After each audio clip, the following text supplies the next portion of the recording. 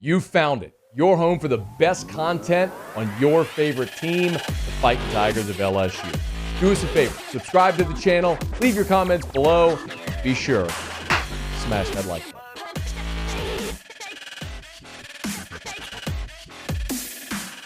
Matt Jones, good enough to join us from Kentucky Sports Radio.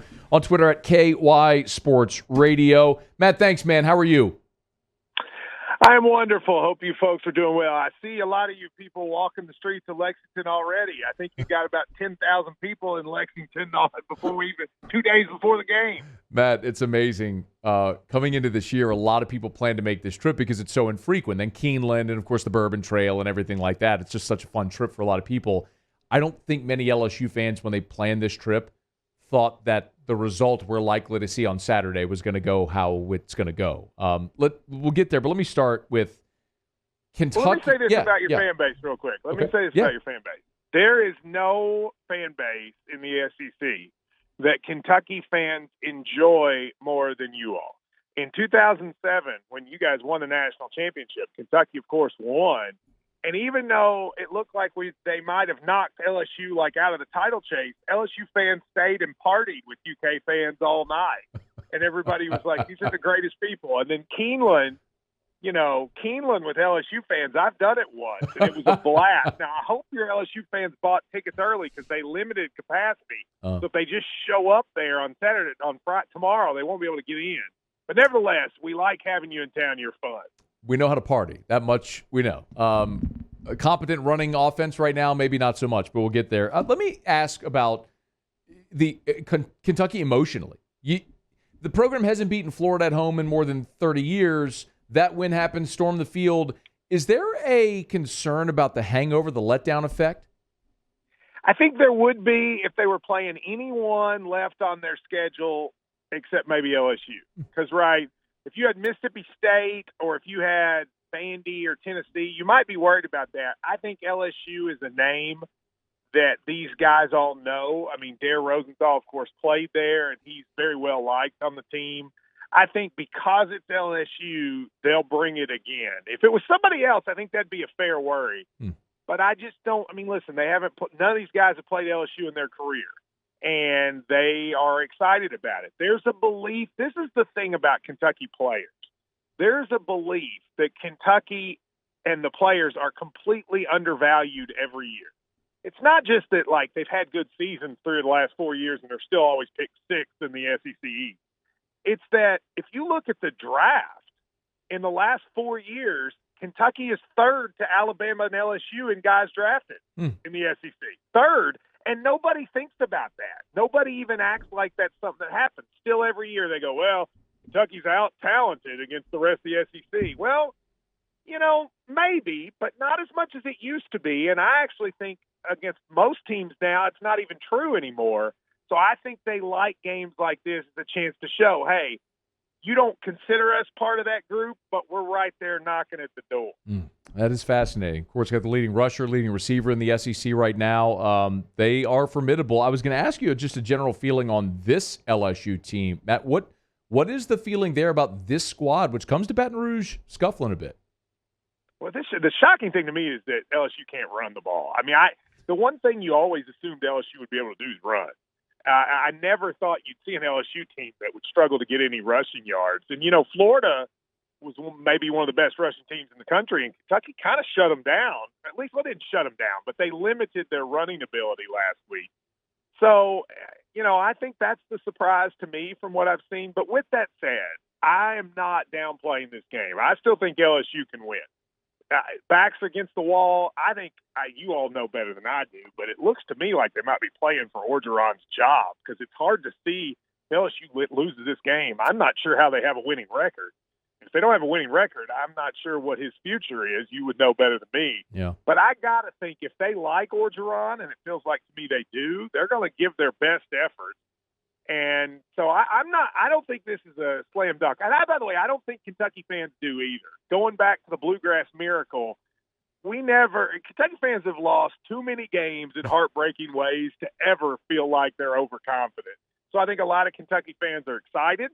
Most of them went into the Florida LSU back-to-back and said, if we could just win one of these two, Well, now that they've won one, you get sort of greedy and you want to win them both. Yeah. But I think that fans are cautiously optimistic. He's on Twitter at KY Sports Radio. He's Matt Jones, breaking down LSU, Kentucky. Let's talk about what we're going to see on the field. The whole thing with Will Levis this year was, man, is Kentucky finally going to open it up and throw the ball? And week one they did. He threw for over 300 yards. And every week since, it's kind of eroded a bit. So what do we make of this Kentucky passing game, Matt? Well, I mean, I don't think it's Will Levis' fault, although he hasn't been great. They just don't have very many good receivers. I mean, that's the problem for Kentucky. Wan'Dale Robinson is a star. Best receiver that's been here probably since that 2007 team with Keenan Burton and some of those guys. But the problem is they really don't have anybody else. Josh Ali is probably their second best guy, and he's going to be out for this game. He was hurt in the Florida game. And then everybody else is really young. I mean, I think they like their freshmen and they think they can be good. But, it was very hard for them to recruit wide receivers because they never threw it, right? So it's a catch-22. How do you recruit wide receivers when you don't throw it? You don't throw it because you don't have any wide receivers. So I think they'll be better in the next year or two, a lot better. But for this year, this is still a running team. The difference between this year's team and the last couple is they got the threat of the deep shot. And, against Florida, I said they need to have two big-time plays, unexpected, and they got them. They got a little screen to Wan'Dale Robinson that went for 60 yards and a touchdown, and they blocked a kick. Those were the two plays. I think against LSU, you may not need two, but you got to have one. They got to get one explosive play. What Kentucky is really good at is just pounding you with the run. Chris Rodriguez is as good as I've ever seen at getting like 7 or 8 yards a carry consistently. He doesn't break a lot of them, but he just pounds you. And in the third and fourth quarter, I've never seen a running back in Kentucky better in terms of getting those hard yards. So if they can handle the football, not turn it over, because they didn't turn it over against Florida, they've turned it over a lot against everybody else. But if they can do that, get one big play of some sort, I think they're in pretty good shape because their defense is solid. Their defense has been really good, especially stopping the run. The way this team is able to defend the run really shocks me. I didn't think they'd be as good as they've been. Matt, I'm not even going to ask you about run defense because LSU they couldn't run it against McNeese. They're not going to run it against Kentucky. So the question is, if LSU sits back and they throw it 40 times a game, 45 times, with all of those receivers that they have, is Kentucky able to limit LSU in the pass game? Matt, I mean, it almost feels like watching Mississippi State, watching the LSU offense right now. Well, I mean, I think that's so here's the way Kentucky's going to play them. They only have 4 active cornerbacks even on the roster. Okay, so they do not want to put their quarterbacks in man very often. So they will sit back and let you guys dink and dunk. That's what they did against South Carolina. It's what they did against Missouri. And their theory is that their opponent will make a mistake, be it a penalty, be it try to run and they get a sack or get a behind the line of scrimmage tackle, and that they'll stop you that way. And that's what they did against South Carolina. They let South Carolina throw, even though South Carolina has that great running back. They had to throw most of the game because Kentucky stopped the run. That's what they'll do. They'll try to make LSU throw short. If I'm LSU, no team has thrown it deep on Kentucky all year. I'd be interested to see if anybody can. It probably is LSU, but I think that's going to be their game plan. And the question will be Missouri, South Carolina, and Florida.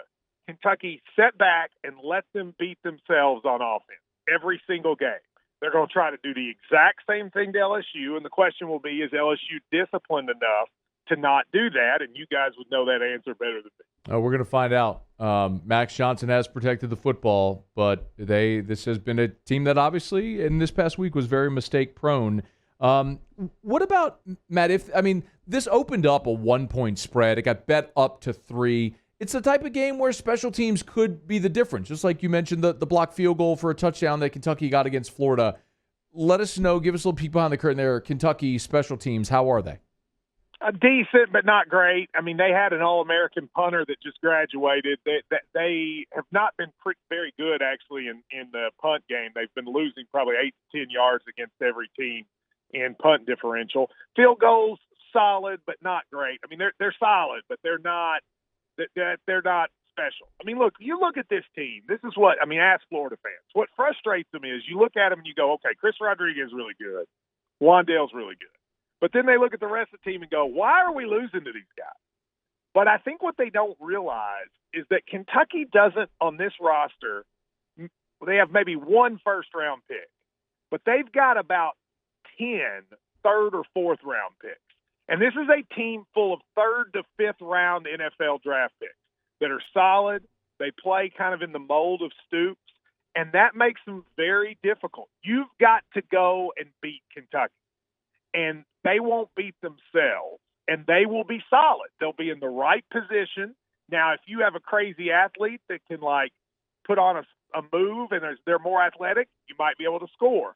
But they're going to be in the right place. They're not going to break down. And then the offensive line, I think, is the most underrated unit in the country. Kentucky's offensive line has produced 5 pros in the last 3 years and has another 2 or 3 on this year's team. And people just don't realize how solid they are. Kentucky is solid, and unless you beat them, you will lose. And the question, again, I haven't seen LSU play well enough to do that yet, but I kind of feel like it's in them. There's too much talent there. Yeah, I had a chance to chat with Darian Canard at SEC Media Days. He's a terrifying human. And then, of course, LSU fans here. Yeah, he's the one first-round pick. Yeah, he's the one first-round pick. There's no doubt, man. He is a mountain. And then, of course, the LSU fans know about Darian Rosenthal there at left tackle. Matt, before you how'd you lose him, by the way? Like that's a dude. You talk about a gift from the sky, and Mark Stoops has been.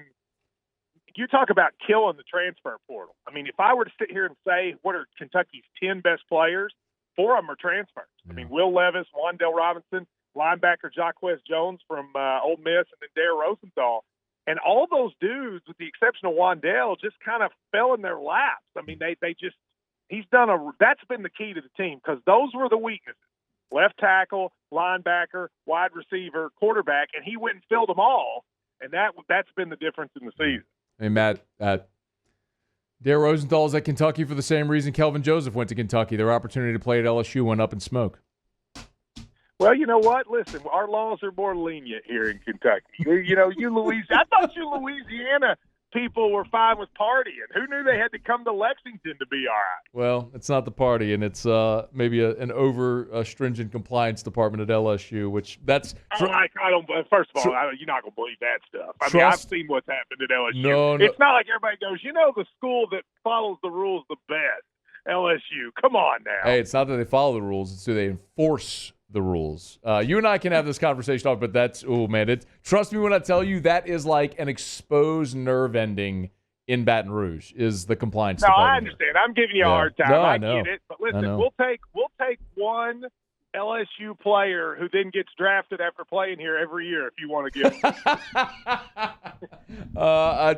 Look, man, they got their own problems. They don't need to be hemorrhaging any more talent. Hey, before you go, last thing, in your time, very much appreciated. Matt Jones, Kentucky Sports Radio. The blueprint for Kentucky in this ball game, what does it look like? If Mark Stoops draws it up and it goes perfectly according to plan, how does it look? Two possibilities. One possibility, and again, you know better than I whether this could happen, is LSU has had such turmoil that they're on the verge of, collapsing. And you come out, get an early lead, that crowd is wild, and they quit. I mean, that's, I don't know if that's going to happen, but that's, I guess, a possibility. Definitely. The more likely scenario is Kentucky beats them the exact way they beat exact way they beat Florida, exact way they beat South Carolina. Just like a boxer, just lean on them. Keep leaning on them. Chip away, and win 2010, 2013. That's the way Mark Stoops likes to win.